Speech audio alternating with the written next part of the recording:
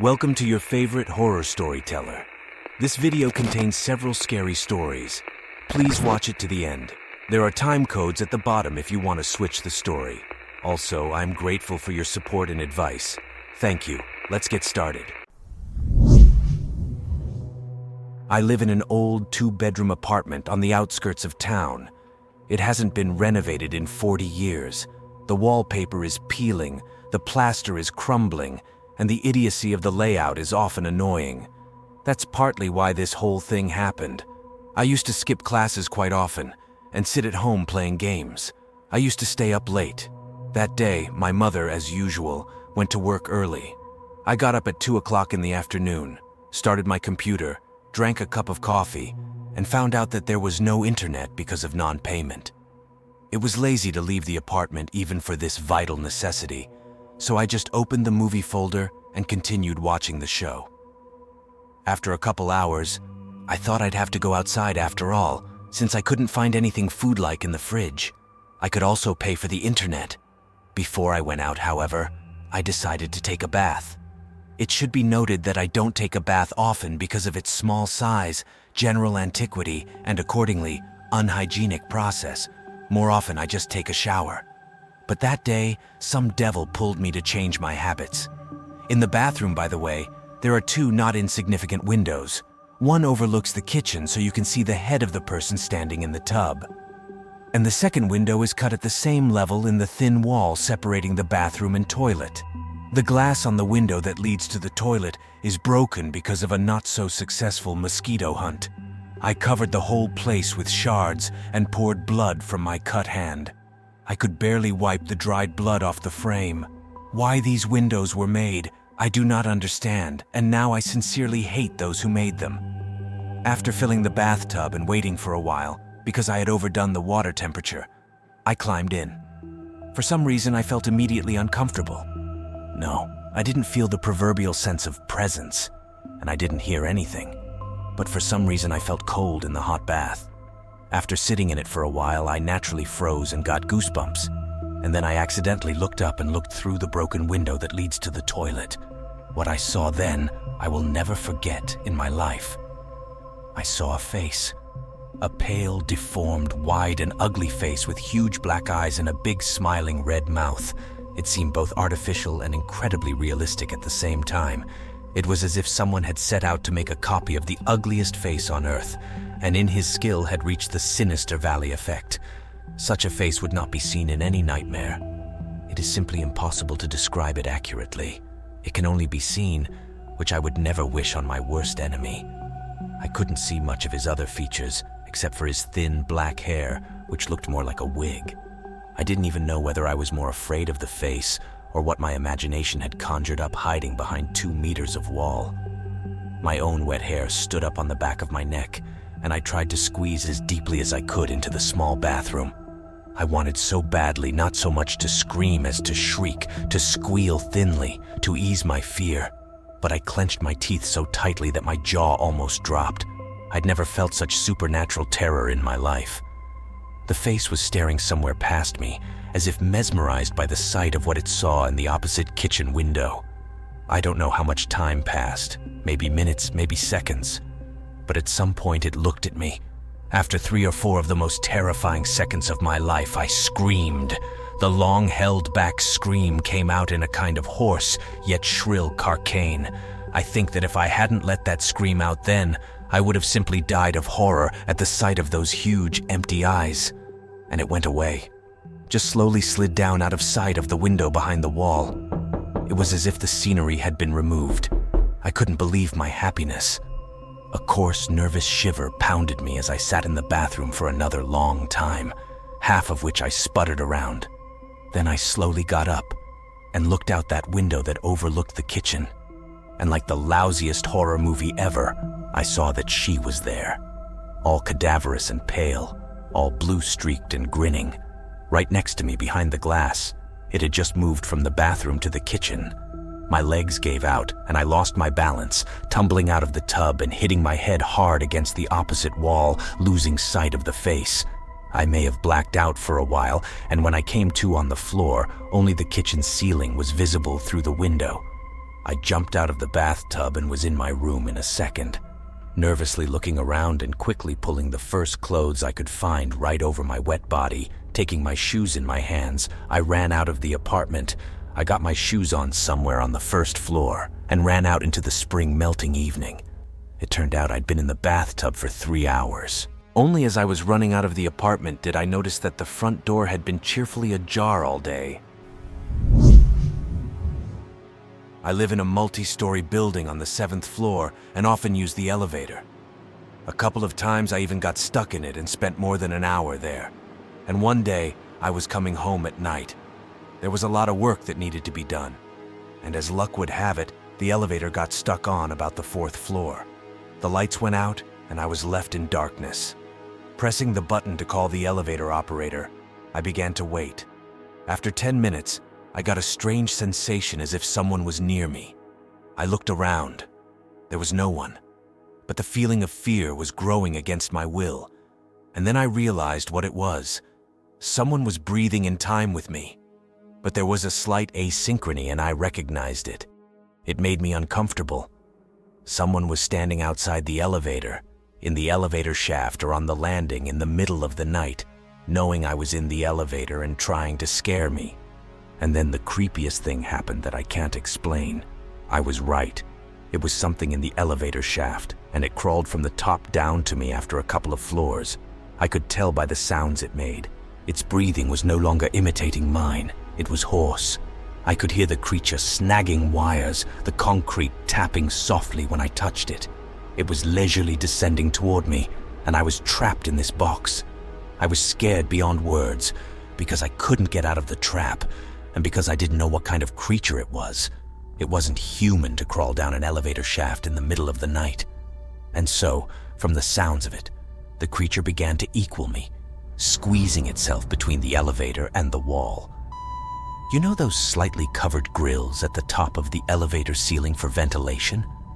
When there's no light in the elevator, and somewhere far up at the base of the elevator, there's a dim, low light bulb burning. If you look closely, you can see the walls of the shaft. So the creature came toward me, and I looked at the vents in horror, because I knew it was there, and I could feel it looking at me. No, not just looking at me, but devouring me with its gaze.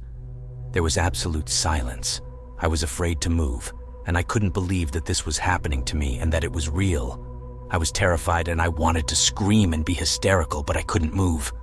I just stood there and watched. Then I heard footsteps in the entrance. It was the elevator man. He opened the doors and let me out of my confinement.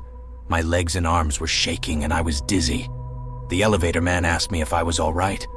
I couldn't even tell him that something unknown lurked in the elevator shaft, so I just said I was fine and walked away.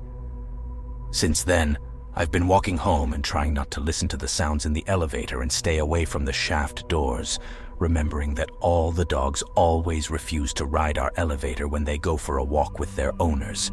They panic, lash out, or are just afraid. One day after the school day, I decided to come and check on my girlfriend since she was sick and couldn't make it to the institute. The time was about 3:30.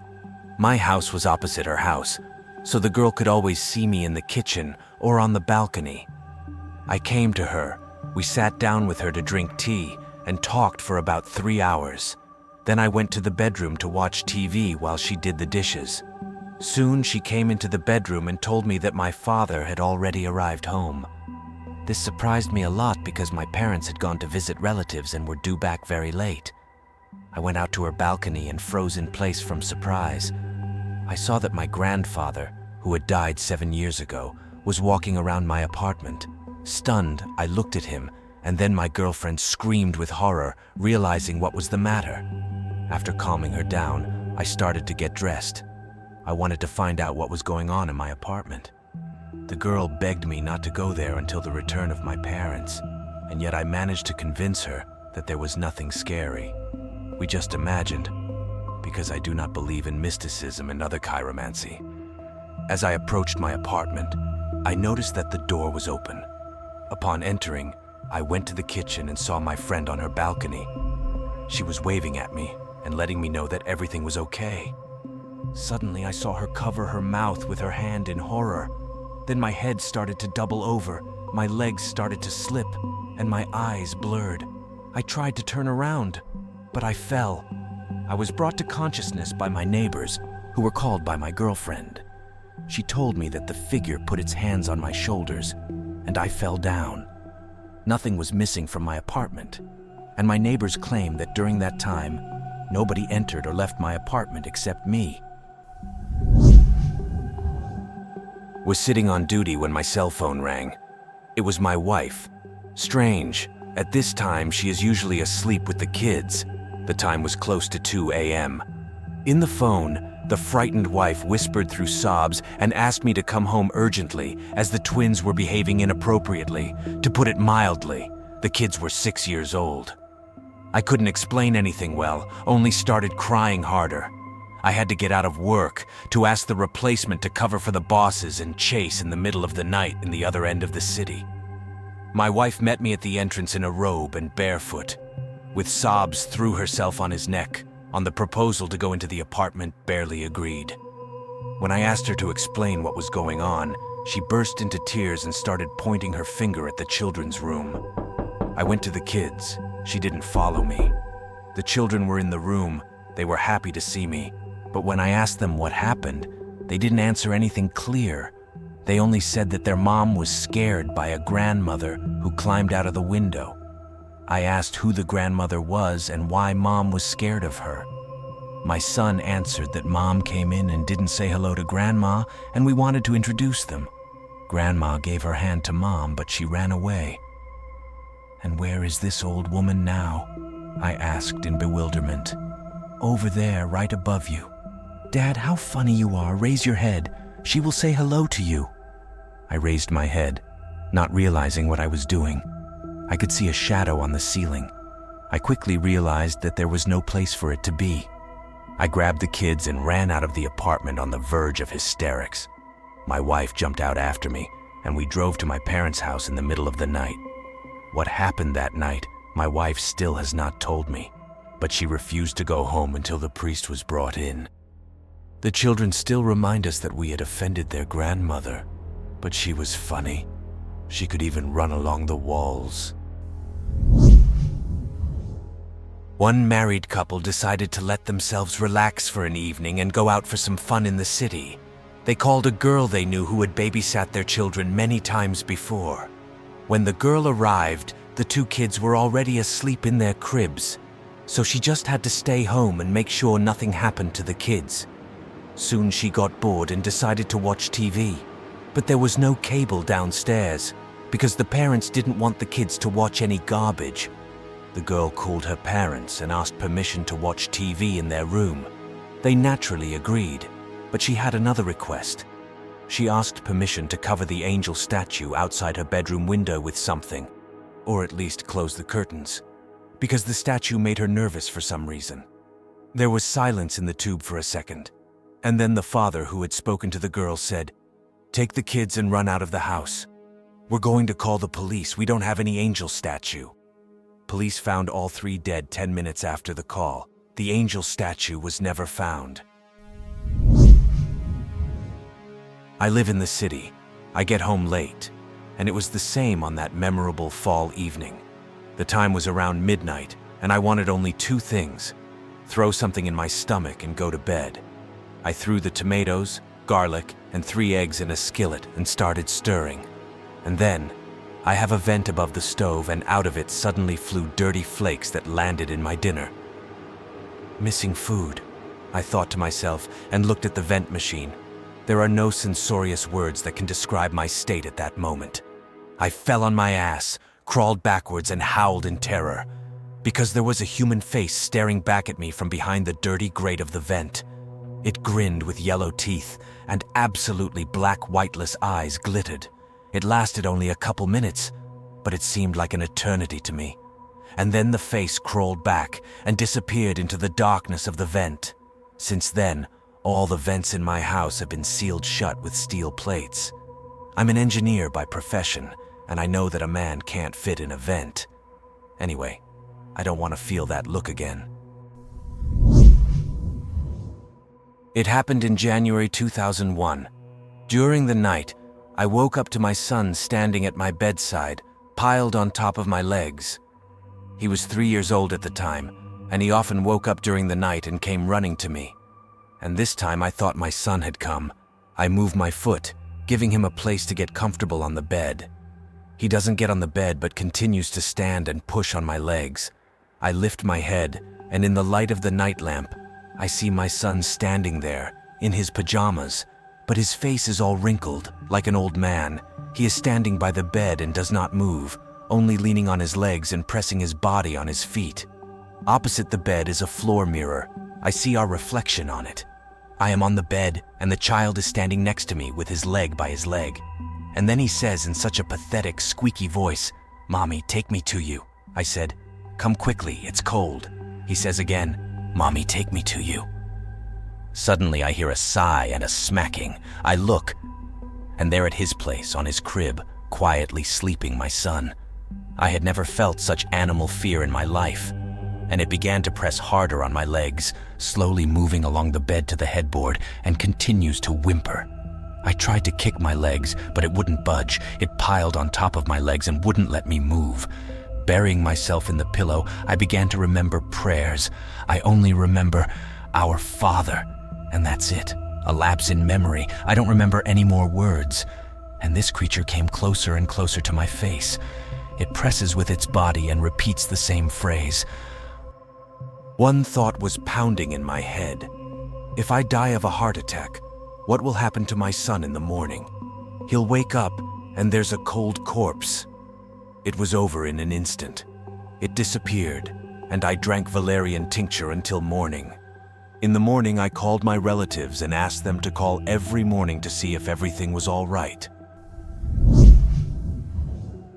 Went to the bathroom to wash, went in, got undressed, got in the tub, and then I see the doorknob start jerking up and down as if someone is trying to open the door from the other side. Trying hard and persistently, I even heard the sounds of the door mechanism and the knocking of the handle through the noise of the shower. I had been alone in the apartment for 2 days. My parents had gone to the country, so I was definitely the only occupant, and they couldn't have come back from the cottage. The time was very late, well past midnight. At least I would have heard the slamming of the iron front door. The handle twitches, and I crawl quietly to the far end of the bathtub. I have no thoughts in my head except one: sit tight. I didn't even dare turn off the shower. The knob twitched for another minute, then stopped, and I sat in the corner of the tub with the shower on for a while longer, not daring even to take a deep breath. Maybe I sat like that for 15 minutes, maybe 2 hours. I didn't have my watch on me, but for me, the wait was an eternity. Finally, I got out of the tub, turned off the shower, quickly wiped myself off, and got dressed. Carefully listened, and then stepped out of the tub. Nothing. Empty. Walked around the apartment, turned on lights everywhere. Nothing and no one. Front door still locked. Now I praise all the deities I know, whether or not I believe in them, for having the habit of locking the door when I wash, even if I'm alone in the apartment. Otherwise, who knows what would have happened.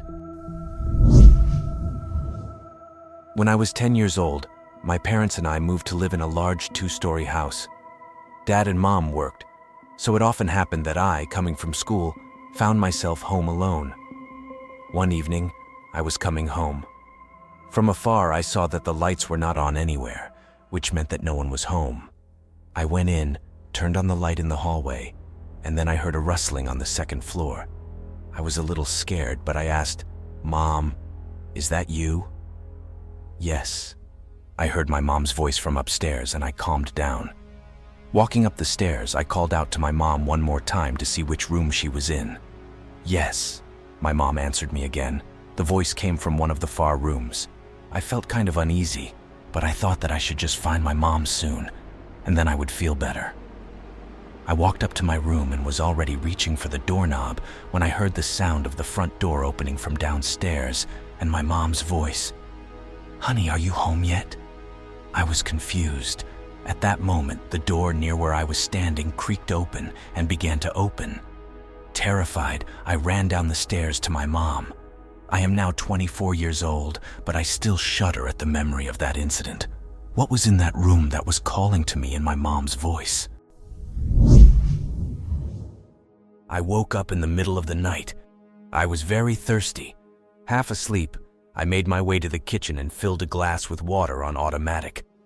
"What are you doing?" My younger brother's voice made me jump on the spot. "You idiot! I spilled water because of you," I scolded Sasha in a loud whisper. "Let's play. Are you completely crazy? It's the 3rd hour of the night." I looked back at my brother. Something in him frightened me, whether it was his strange behavior or the fact that he was smiling widely, too widely, and without blinking, looking at me. "Go to bed already." I yawned, stretched, and headed to my room. As soon as I entered the room, a cold sweat broke out. In a panic, I crawled under the covers. It was getting hard to breathe, but I didn't want to go back into the kitchen. I could hear him wandering around in there. Quiet baby steps. I didn't immediately remember that my brother had died 3 days ago.